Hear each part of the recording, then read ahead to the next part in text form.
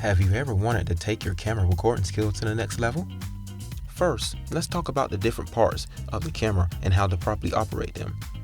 For our demonstration today, we will be using a DSLR camera.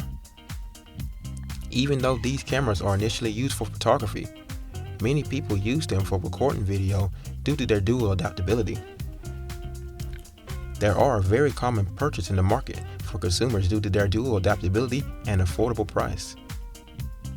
This is the viewfinder. This allows you to see what the camera sees and is the best way to know if your subject is properly in frame and focus.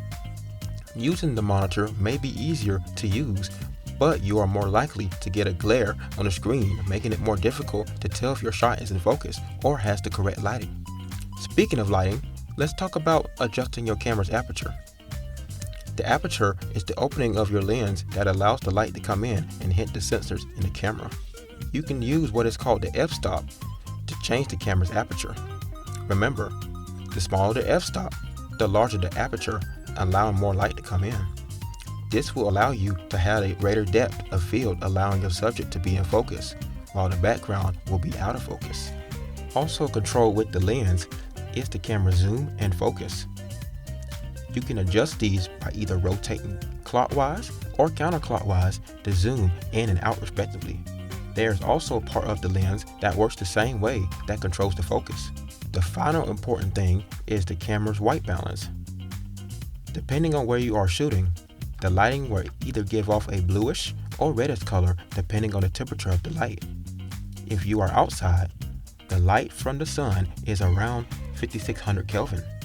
This will give off a bluish color. And if you are recording inside, the light given off by light bulbs are around 3200 Kelvin. This will give off a reddish color. By adjusting the camera's white balance, it adjusts the camera's sensors to correct the video's colors. Now that you are familiar with the camera and its settings, let's talk about utilizing a tripod.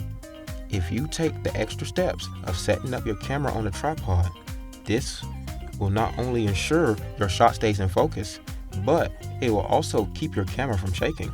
Before you mount the camera to the tripod, ensure the legs are spread apart and extended to the desired height. Extend the top section first. This will allow the weight of the legs to remain lower to the ground, making it less likely to tip over. There are many different types of tripods.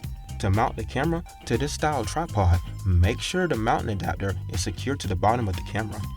From there, slide the adapter from the back of the tripod forward, then tighten the knobs to secure. Hope you enjoyed the video and have a nice day.